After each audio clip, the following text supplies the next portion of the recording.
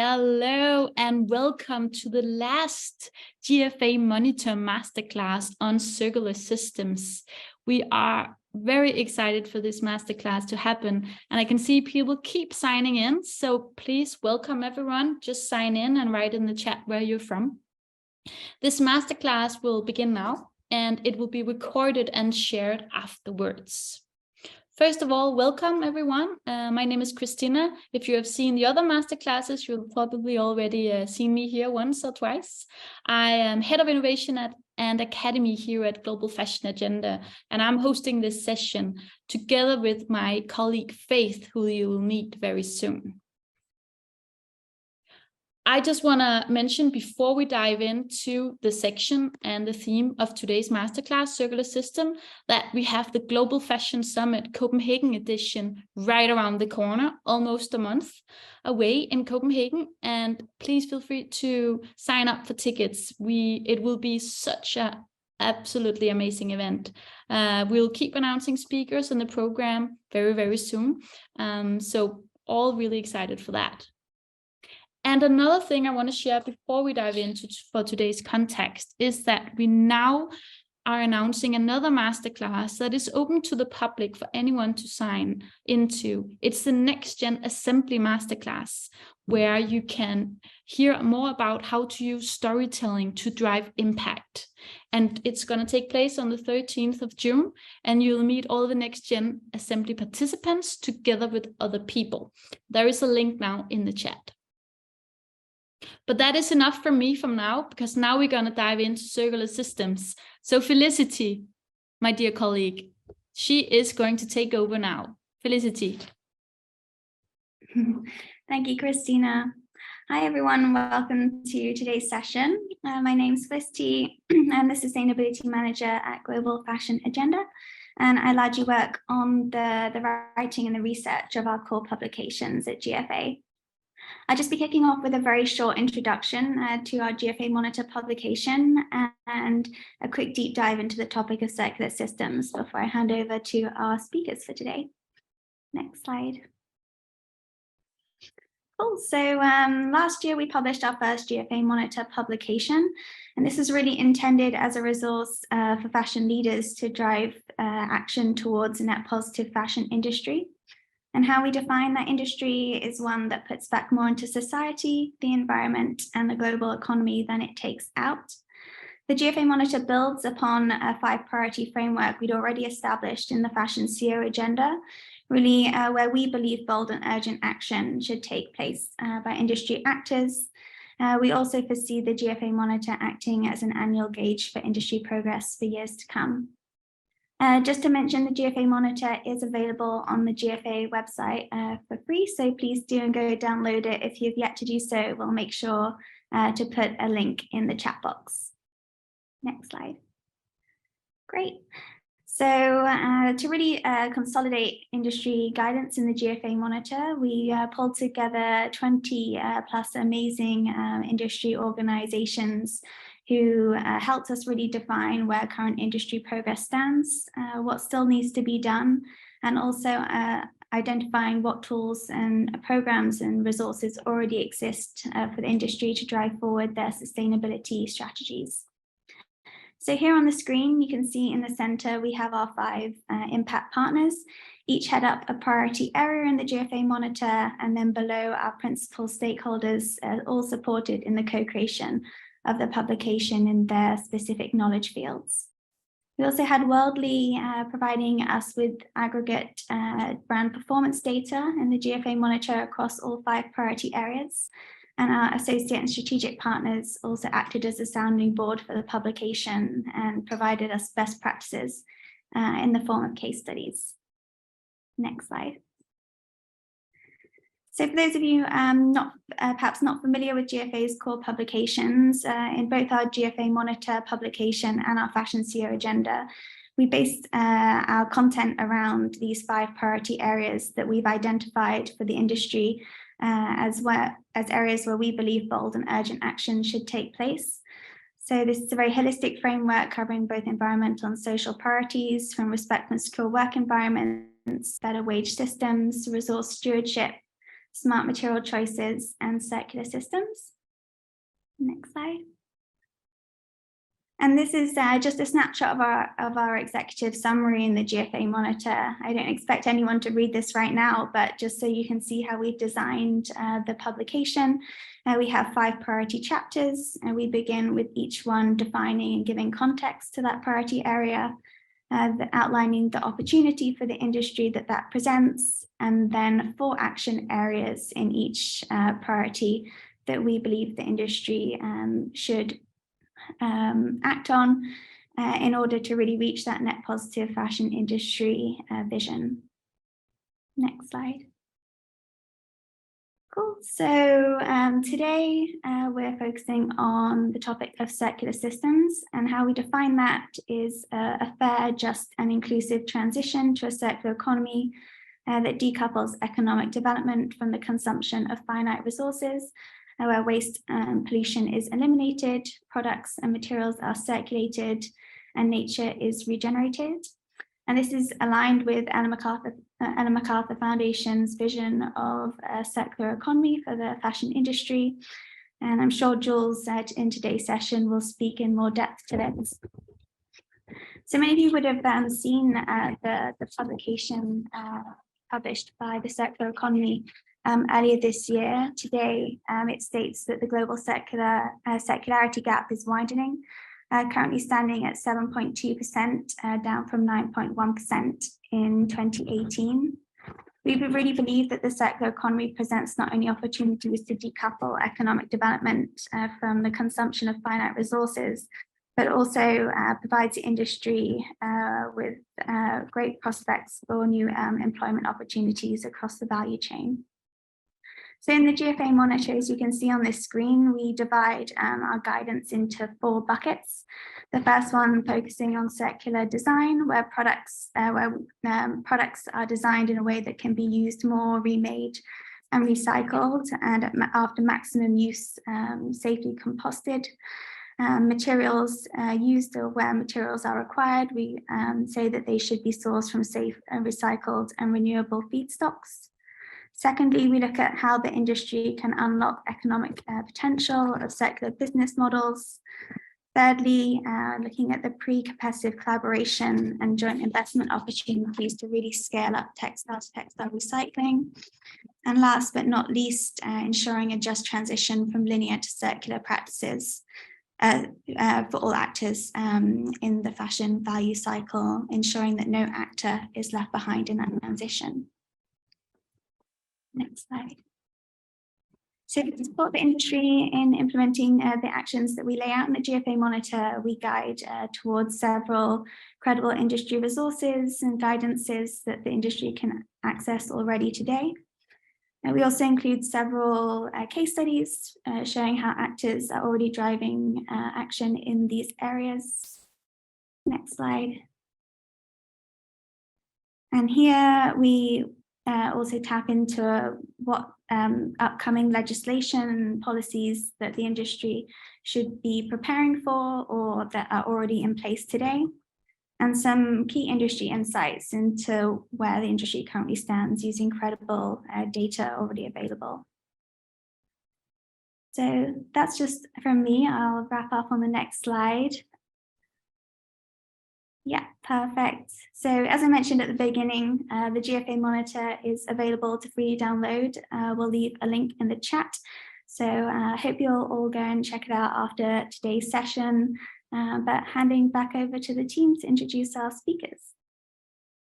Awesome. Thank you so much, Felicity, for walking us through this in the GFA Monitor. And I can see that there's more people have logged on to watch this masterclass. First of all, welcome everyone, and please feel free to write in the chat where you're from. This presentation will be shared online tomorrow, so you can all see it there as well. So that is enough for me. I want to invite my colleague Faith up here, who's going to moderate this session and introduce some very esteemed speakers that we have on board for today. Faith? Hey everyone, I'm literally right next to Christina this whole time. Nice to see you all. Thanks, Felicity, for the intro. I'm now going to hand over to Jules from the Ellen MacArthur Foundation to run a couple of slides introducing and setting the scene ready for our panel. So Jules, if you'd like to join us, yeah, and I'm going to control your slides and hand over to you to just set the scene a little further before our discussion. Thank you so much. And hi, everyone. I'm Jules Lennon, and I'm the fashion lead at the Ellen MacArthur Foundation. And it is an absolute pleasure to be here with you at the GFA Monitor Masterclass on circular systems. Next slide, please. So today, pretty much the entire global economy operates under the same model.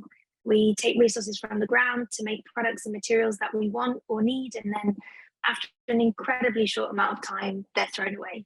It's a take, make, waste linear system.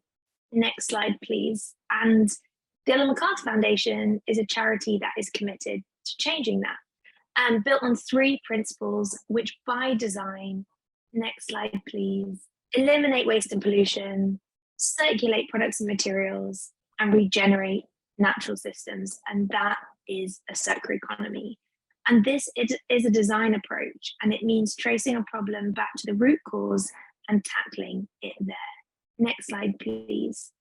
Imagine if you leave a bath running and it starts to overflow.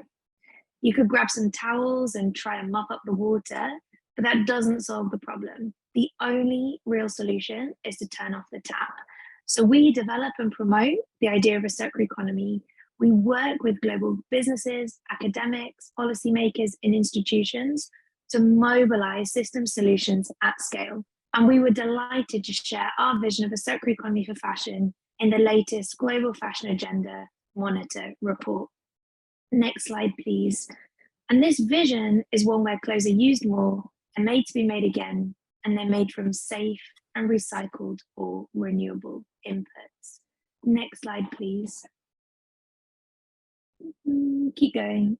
Thank you. And again, great. So this is the vision. This is the vision where clothes are used more, made to be made again, and made from safe and recycled or renewable inputs. Next slide, please. And the fashion industry is wasteful and it's polluting. 1 truckload of clothes go to landfill or is incinerated every single second.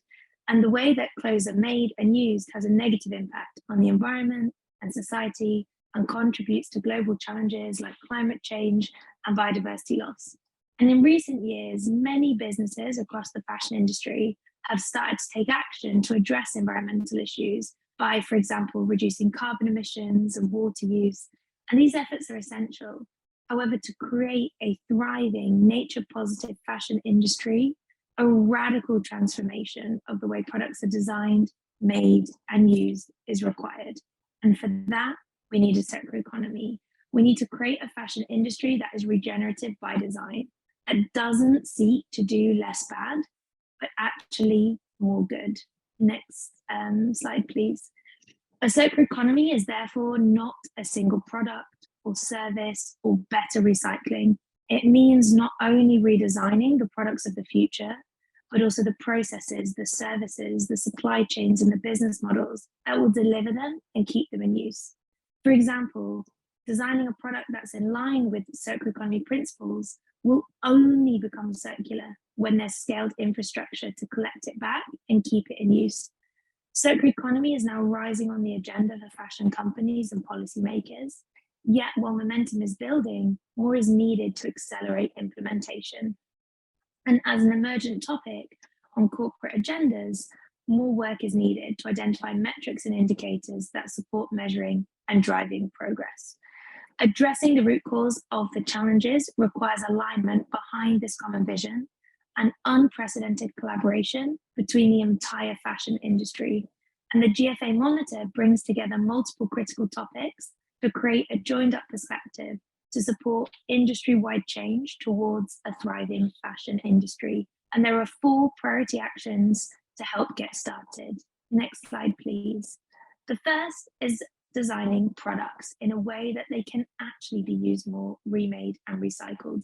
It means sourcing renewable materials through regenerative production methods with nature-positive outcomes. Second is unlocking the environmental and economic potential of circular business models for fashion, which allows companies to make revenue without making new clothes. Third, engaging in pre-competitive collaboration and investing to scale infrastructure for textile to textile recycling, supporting a decoupling of revenue from resource use by reducing virgin material demand. And finally, ensuring a fair and just transition from linear to circular for all actors of the fashion value cycle. The GFA Monitor report shares resources to support organizations more quickly to progress on each of these points. Final slide, please. The question is not whether a circular economy for fashion is possible, but what we will do together to make it happen. Thanks so much. Love it. Thanks, Jules. Love the overview. It's so helpful for just giving us a great starting point for the discussion. So just to make clear, in case anyone hasn't joined all of the sessions, every month this year, we've been doing one of these masterclasses for each chapter of the GFA Monitor. And this is the final chapter, Circular Systems.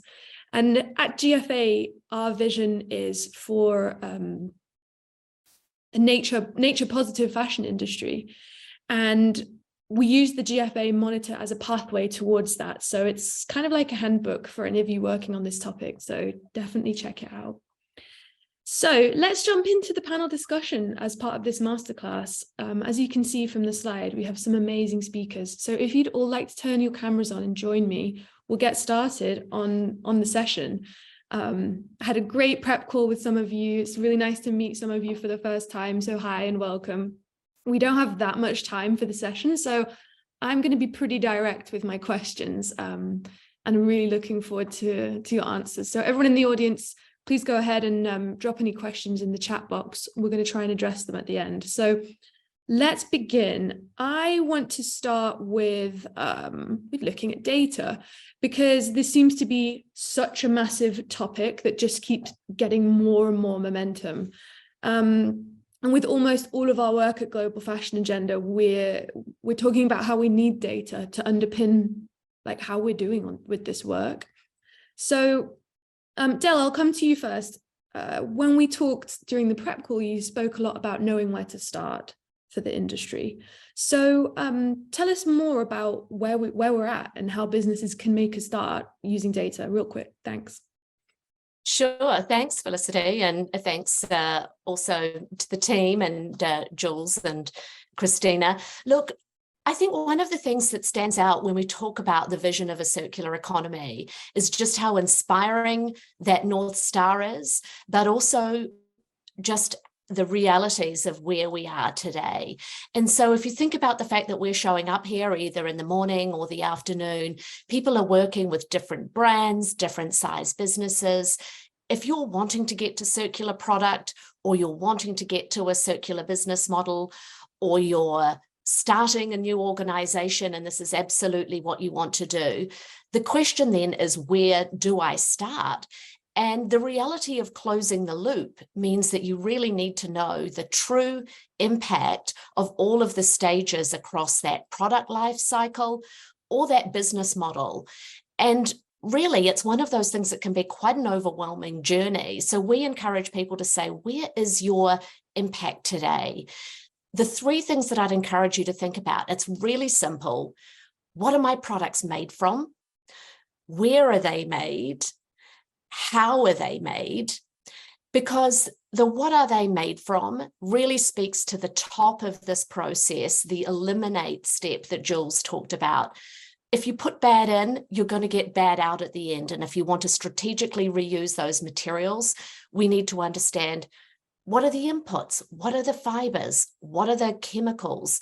What are the management practices associated with the start of that product life cycle? The how is it made and where is it made? Most of the supply chains within this industry are outsourced and fragmented. If you're ever going to close the loop, you need to start with the manufacturing data. So do I actually have the real primary data from where these garments and these goods are made? Do I know what management practices are in place? Do I know whether these are produced with clean, renewable energy or dirty energy? So those are the sort of questions right along the value chain where it's important to start now in gathering that data so you have a full view of your value chain impact in order to know where to start and which loops and which steps to close first to get to that vision of a circular product and ultimately circular systems. And it can feel challenging, but I think pretty quickly you realize that there are a handful of intervention points that it's worth starting with in terms of the shift to energy, the 5 areas that the GFA Monitor outlines in terms of clean energy, strategic material use, and then at the product design step in the process, it's really important to look at how are these products going to show up at the end of their intended life? Are they designed for disassembly? So the role that data plays is really in putting the information and the insights at your fingertips to say, where is my biggest impact today? And as I start pulling that down, where can I connect it to other areas in my system or my product life cycle? And what do I know about things that I can change out right up front so that what we're getting back at the end of this process actually has value that we can put back into the system to redesign? Oh, okay. Thanks, Del. Yeah, I really like what you're saying about intervention points, especially. I feel like that's quite a nice way to imagine how this work begins in such a complex, overwhelming system that we're in. So on that note, I'll just come to you, Eshita. Hi, it's so nice to see you. You're working kind of like on the ground to create a circular system with birotation. So where do you think your intervention points are, or like where do you feel like you're winning with this work at the moment? Tell us more.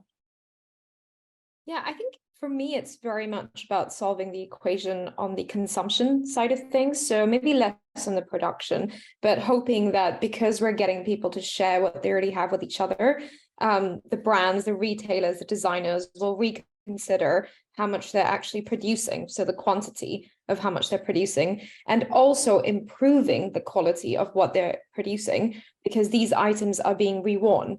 On our fashion rental app, which is very much designed like a social network, you have people who are repeat renting from each other. So it's kind of almost like having an extended wardrobe, or having lots and lots of friends whose wardrobes you can raid by paying them, obviously, kind of like the Airbnb of quality fashion. And I think what's really interesting is we've seen some pieces on the app that have been rented more than 30 times and continue to be enjoyed by the owner. And also can be bought on the app because we have a resale option. So for me, it's really about empowering the end consumer, the one who's walking on the high street, might not completely understand what is circularity, what is sustainable fashion, why it's important. They might also still be purchasing fast fashion, but they're willing to dabble and learn about it. Really about making, this entire movement much more inclusive. And not so scary, because there are a lot of big words that we do use, and obviously everyone who is tuned in today, 178 of us, we do care about sustainability anyway. I think a lot of people, a lot of the mainstream audience doesn't really understand what this is about, why it's even important. So it's about opening up this echo chamber and getting the average consumer to be involved. Yeah, I love that. Sometimes these spaces are so intimidating and it is really complicated, but finding a way to engage more people outside the echo chamber, as you say, surely that's powerful. And it brings me on to quite a nice next question, actually, which is for you, Kathleen, because what is the role of the brand here? I mean, sometimes I imagine a brand as that bridge between manufacturing and consuming or using the product, right? But tell us about your structural approach. How can the projects that you're working on feed into some of the things we're hearing here? Yeah, no, it's such a nice way to think about it. Faith is like this bridge, because brands do have that critical role to play. They need to design for circularity. They need to be creating the demand and the demand signals for recycled and next generation materials. And then they're also promoting alternative models for their customers, right? How do we have the direct relationship with the customer. So how do we also bring that into the fold of our influence, and how can we accelerate adoption of some of these alternative models? So I think it's all of those things. Actually, that's kind of hitting brands when we think about what we should be most accountable for in this transition. So last month, Reformation announced a new commitment to actually become circular by 2030, which is really the most ambitious sustainability goal we've set to date. And at a very high level, we're trying to actually participate. We're trying to deliver on a lot of those things. So creating a recycling solution for every product we make, using as close to zero virgin materials as possible, and then reducing waste really across the supply chain. And I think bottom line, we really do want to prove that you don't need to use limited virgin resources to make new clothing and to have a successful fashion company. And so how do we actually bring this to life and be a proof point to hopefully inspire an industry shift?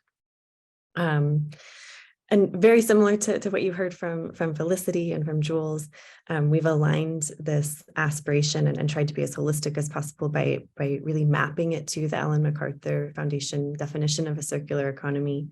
We've published a roadmap that shares 12 pretty concrete actions that we'll pursue to achieve it. Everything from, again, designing with circularity, everything that we make with a circularity characteristic, doubling down on our better material sourcing, and expanding our resale and ref recycling programs. So, we're again, early in this process, but really trying to say, how do you operationalize this? What does this actually look like in practice and in product?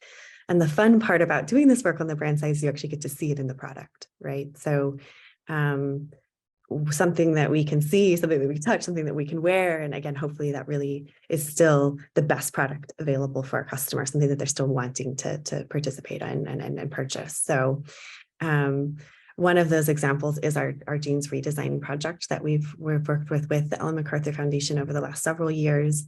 That's products that's designed to be disassembled and recycled. It showcases recycled and regenerative fibers, the best-in-class clean chemistry, promotes low impact care and participation in our ref recycling, our textile to textile recycling programs at the end of life. So we really hope that sort of progress can show what's possible and is really the basis of what we're trying to scale across the industry. I love this idea, and quite right that when you design a product, you should also design the system for what happens to it at the end. I mean, I love this and I'm happy to hear about it. So Jules, thank you for setting the scene a little bit before this panel and connecting the dots a bit. The MacArthur Foundation is the impact partner on this chapter of the GFA Monitor. So it's cool to hear Kathleen talk about aligning to these frameworks and how these frameworks are actually used in the field, if you like. But tell us a bit more about the impact now of some of the systems and circular systems, especially that we're hearing about. What nature positive outcomes are you seeing?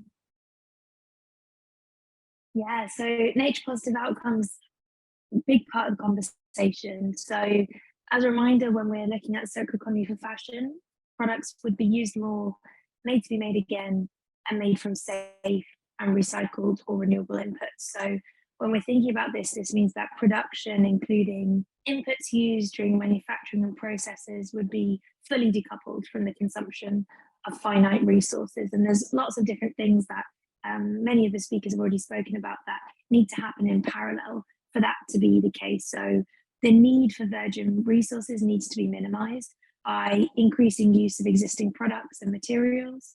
That's both on the way they're designed, but keeping them in use with circular business models. The production of byproducts is minimized and, where unavoidable, treated as viable materials. Post-consumer recycled content from textile to textile recycling is increased. And then after all of that, where and if virgin input is still needed, then we're talking about having renewable feedstocks that are sourced using regenerative production practices. But the production practices themselves are not enough. They need to generate positive outcomes for nature, be that healthy and stable soils, improved biodiversity, improved air and water quality, and it's implemented through practices that are tailored to local contexts, such as using diverse crop varieties and cover crops, rotational grazing, agroforestry, And the result is likely agricultural land that more closely resembles natural ecosystems and also provides a habitat for a wide range of organisms. And there's a real need to shift from the focus on extraction to regeneration. Instead of continuously degrading nature, we need to build natural capital. As we move to the regenerative model, we need to, and we begin to emulate natural systems. There is no waste in nature. When a leaf falls from a tree, it feeds the forest. For billions of years, natural systems have regenerated themselves. Waste really is a human invention. And just to pick up on Kathleen's point, actually in the first 2 years of the Jeans Redesign project, which is one of the fashion initiative at the Ellen MacArthur Foundation's project, one of the criteria is that all of the cellulose-based content needs to be sourced organically or regeneratively. And we heard time and time again from the participants that it was really, really, really hard to do regenerative sourcing, but Reformation was the one brand that 2 years ago was able to do it. And we're excited over summer to publish the next report where we'll have a few more that have been able to, but Reformation really led the way 2 years ago, which was fantastic. That's great to hear, because 2 years ago, even less people were engaged in this conversation. So it's nice to talk about something that's happened rather than looking ahead or thinking ambitiously, actually learning from what's happened and that action has been done, which I think is so good. And it's quite the reason we invited Reformation to talk. So back to you, Kathleen. A lot of good stuff has happened, but what's blocking the way to more good stuff happening? What's all of this riding on ultimately at the moment for you? Where are the barriers? Yeah, I mean, I think, like Jules said, we've been an early adopter on some of these things and been working on this quite diligently for several years, right? And we're just starting to see some of the results. And I think that that's because we've been waiting for the rest of the industry to catch up a little bit, right? We need, it's not just about what Reformation can do within our own operations. We're really trying to show what can scale and what can transform the industry. And when you think about it through that lens, again, it's not just our company's impact. It's really thinking about what Eshita was speaking about around the consumer behavioral shifts, right? How do we create a culture and the infrastructure and the support and the incentives so that consumers are actually consuming differently and participating in some of these alternative models? I saw some comments in the chat about, repair programs. How do we empower and enable those sorts of interventions before we're even talking about some of these, end of life programs on the brand side? And so I think there's so much to do when we think about consumer education, engagement, and frankly, a lot of that feels like we have indirect influence, but not direct control. And so that's a big variable in all of this. Will folks actually participate in these programs? Will they adjust some of their behaviors over time? And as we facilitate more of this, I think the last piece is really thinking about the broader industry infrastructure. We've been working on this for some time, and looking at the folks on the screen, we've been advocates of this for so long. We've been testing different solutions, but what we found, if anything, over the last decade is that most brands, most companies aren't going to be doing this voluntarily. So what is the role of regulation, and what is the investment required to actually build some of this infrastructure and make sure that, again, it's not just about one company's efforts, but really facilitating some of these system changes. And so, we started this commitment knowing there's going to be some of those things out of our control, but we're saying we'll continue to engage, right? We'll continue to engage and have our program focus be on the customer. We'll also continue to engage and advocate for the right infrastructure, the right impact reporting, all of the things that are still missing in this landscape. And so again, that's one thing that we can do, knowing that the outcomes and the timelines are going to be much more uncertain because this is hard, and we're talking about bigger systems that are frankly not designed this way. This isn't how we built. This isn't how we built the fashion industry. I love Jules' comment about waste being this human construct, this human invention. You know, we've kind of created this monster. It's going to take us some time to unpack this and really think about the best way forward. That we like the challenge. Again, I think we've seen so much progress in the last few years and so many unlocks as it even relates to some of this technology and infrastructure. So there's lots of bright spots, but a lot more to do in that work. Yeah, I hear you. People in the audience, drop us some questions, more questions if you have them. But yeah, I really liked what you were saying there about adjusting behaviors, especially.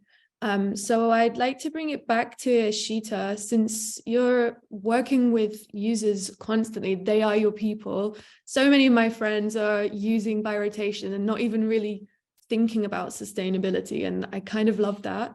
They're just using it. It's just the way that this new system you've created works. So what are you most excited about for where birotation or the future of rental generally is heading? What do you need from the rest of the industry to help? Yeah, I think that's the beauty of it. You know, we don't really wait for the fashion industry or regulations or whatever to change. We really just appeal to the average consumer. So the 170 of you, who are participating, go download the free app, make an account. It's kind of like Instagram, but you can rent each other's wardrobes. And I think the beauty of it really is that, as you said, it's not even really heavy on the eco side, the sustainability side, right? We do have a checkout. On the checkout, we do show you your positive environmental savings. So things like, how much textile waste, water waste, and energy that you're saving when you're renting rather than buying new. But it's really more just a nudge and a way to educate people that renting is actually better when it comes to the environment rather than buying new. I think the first and foremost reason why people are using birotation, as you mentioned yourself, and your friends are using it for this reason, is affordability. And I think everyone is talking about the cost of living crisis. Whether or not, the UK and the US, managed to avoid recession, there's still a lot of financial hardship happening everywhere. And we're actually showing our users, so just all of us average consumers, that you can actually monetize your own belongings that are sitting in your wardrobe, because about 80% of what we have in our wardrobe isn't being used. We all have about, on average, 60 items. We don't have that many arms to carry that many handbags. What we can do, however, is share them with each other and really participate in the circular, consumer model that we've created for consumers. So I'm not even waiting for people to change. I'm not even waiting for the industry to change. I'm saying, let's just do it ourselves. Awesome. Thank you for what you're doing. It's really exciting. And it doesn't have to be such a big deal just to share what we have. And linking back to some of the principles in Jules's presentation, use it more, make less. And you're kind of showing that in real time, which is really nice. So Del, when we talked on the prep call, you said something that was really, I was really struck by, which is that we're living in this moment where we're living in two truths. And I that really resonated with me, because there's this idea between us aspiring towards a circular system and acting within it, right? So how do we kind of connect those two places? Where are we with that? Sure. Well, thanks so much, Faith. The way I like to think about this, because again, anything that's about a system can get a little bit overwhelming. So what makes it kind of make sense and manageable, in my mind at least, is to think about, we're living in a world right now where we are both designing the future and we're retrofitting the past. And what the vision of a circular economy provides is that North Star that both sides of the system, the small brands, the organizations that are inspired by what's possible, that as Eshita was talking about, they're really pushing at one side of this to create the future. And then what Kathleen gave us in terms of talking about the role of brands and Reformation, and there's much, much bigger market behemoths out there where some of the most committed entrepreneurs are inside those organizations trying to inspire work to actually make those big global supply chains far less impactful. And the goal is that we bend the arc of both of those parts of our industry towards this circular future that is nature positive. And as Kathleen said, that's going to take a ton of time, but we also have to think about it's not one or the other, it's both. So if you're sitting at different sides of the table, whether you work for a large organization and part of that where you're trying to, progressively do less bad, your organization is not going to get us to a circular future, but the collective effort of both those organizations and leaders that have learned from the mistakes of this extractive industry over the last number of years, plus those big organizations that are buying the volume of the materials that really constitute the emissions of this industry and the broad environmental and social impacts. It's got to be both. And that's the world we're living in, this incredible transitionary moment where we know so much more than we knew before. And we're doing the work of this generation to radically improve and redesign ourselves so that the models and the products and the businesses of the future that we want are the ones that are incentivized by customers, by regulators to grow. And the practices that no longer fit us because we know better are just increasingly eliminated from our industry models. And so I like to think about it not as a binary where one is wrong and one is right. We have to do both. And I think that's our job as the industry to actually recognize and support that all of this matters, all of the steps in this transition to a circular economy or circular business models matter. And our role at Worldly is really to enable any business, wherever they are in this process, to actually really understand their true impact and look at how they can play a role in getting to better. Okay, yeah, thank you. I like the idea of these arcs that you mentioned visually. That kind of resonated with me really nicely. And it is a transitionary moment that does need to get moving even faster. So Jules, real quick, I wonder if you could speak more about this whole one size does not fit all approach. Tell us a bit more about a business model that can be a circle, that can flex and adapt to different contexts. What does it look like? Yeah, well, I think, a number of people have already mentioned on the panel that, today more clothes are being made than ever, and yet we're using them less. So, the stats out there between 2000 and 2015, production of clothing doubled, but the amount of time clothing's actually used decreased by almost 40%. Eshita mentioned this, and also it's a wasted business opportunity as well. And we published some research a little while ago now, but still fairly recently, that shows that circular business models for fashion, that's things like resale, rental, repairs, remaking, allow companies to make revenue without making more clothes. They have the potential to grow from around 3.5% of the global fashion market today to 23% by 2030. And that represents a $700 billion US opportunity. Not only that, it has the potential to provide a third of the emissions reductions necessary to put the fashion industry on a 1.5 degree pathway. So some pretty powerful statistics there, but let's dive into a bit more. These circular business models can offer revenue and cost benefits. They provide multiple revenue streams by enabling businesses to offer new services like restoration, customization, tailoring. Other revenue benefits include increased loyalty, access to customer and product data, increased customer base. At the same time, there's potential for costs to be reduced because of savings from better resource productivity and risk reduction, like improved inventory management. And while there are some really fantastic examples of this, some of the models don't always result in the environmental benefits that they promise. And to successfully develop circular business models, the revenue needs to be decoupled from production and resource use. And there are barriers to this that link to your questions. So three things.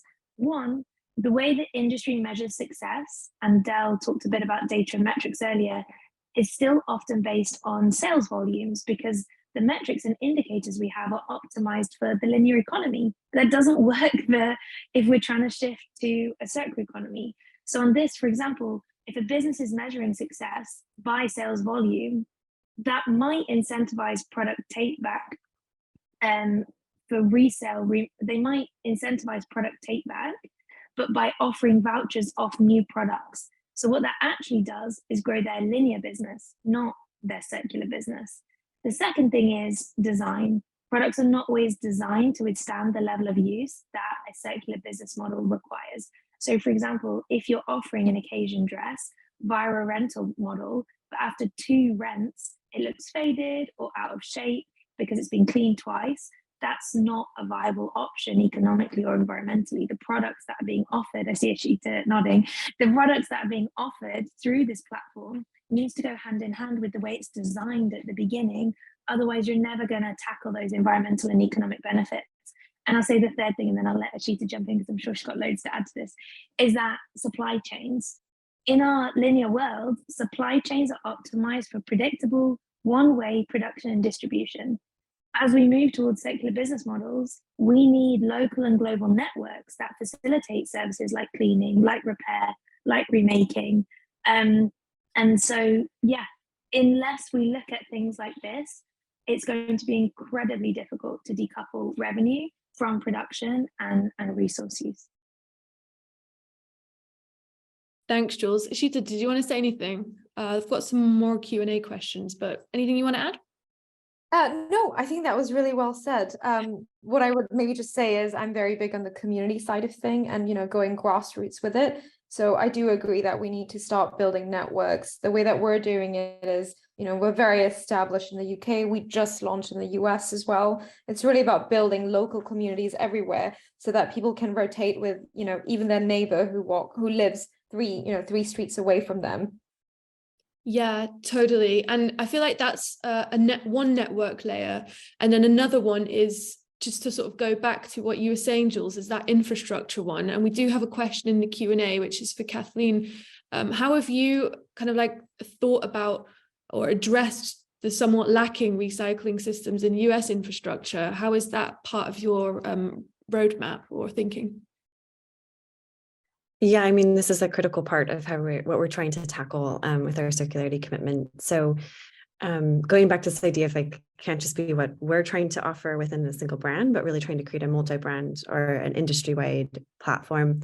We launched and relaunched our ref recycling program last year, sitting atop a new partner here in the US called Super Circle. And the idea is that they can be that kind of missing link right now. Eventually I think we're going to need to do this through public offerings. Like there'll be hopefully a lot more robust infrastructure, but in the immediate term, I love what Eshita said, like, we're not waiting, right? We got to start this work now. We're able to incentivize customers to send products back that again can't be resold and participate in some of the existing resale programs for textile to textile recycling. They go to Super Circle. Super Circle helps aggregate, sort, and prepare that for the actual, fiber innovators and the recyclers that are using that as feedstock. And one of the things that was so critical to us is we didn't want to do this as a single company. We wanted to build this infrastructure. We wanted to build those partnerships with the recyclers and the warehouse operations through Super Circle that then any brand could hopefully take advantage of and plug into, because recycling is only effective. It's only going to lead to actually an increase in some of these next gen and recycled materials. And it's only going to be economically viable if we can do it at scale and volume. So how do we work together in a cross brand to do this aggregation? And that's been our real focus for the last few years. We're continuing to work on that. And a key part of this commitment is to say everything we make will be accepted through our ref recycling program, and that will actually have that textile to textile offering. But it's also, we've talked quickly about regulation. It's also about thinking about how do we advocate for better regulation and investment from our public offices in building out this infrastructure, understanding textile waste. I'm speaking to you from the US, so it's a little bit of a US centric perspective, but even in our state of California, we've been early signatories to state bills that are starting to pilot some of this work.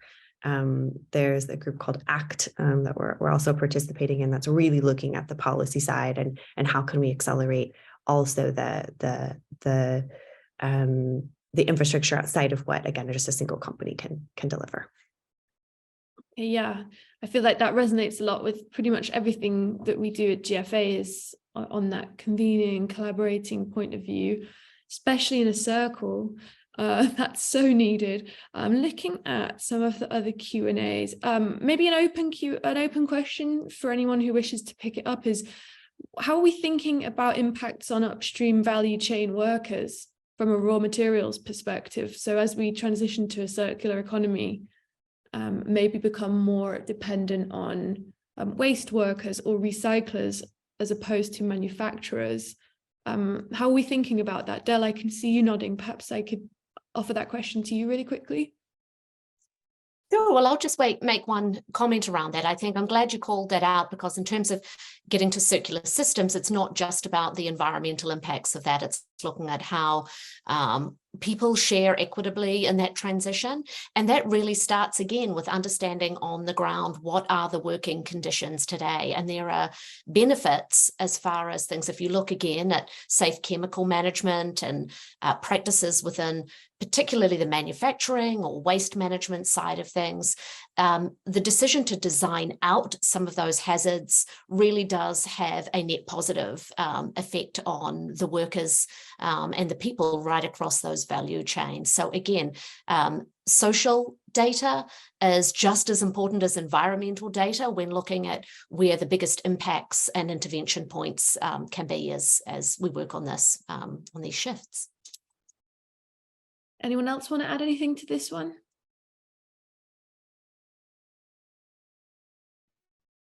I would just say it's important that all sectors of the value chain are part of all the conversations. It's why when we designed the Genes redesign, when we created the guidelines at the beginning, we had over 80 experts, but from across academia, from policymakers, from all sectors of the value chain, from other NGOs.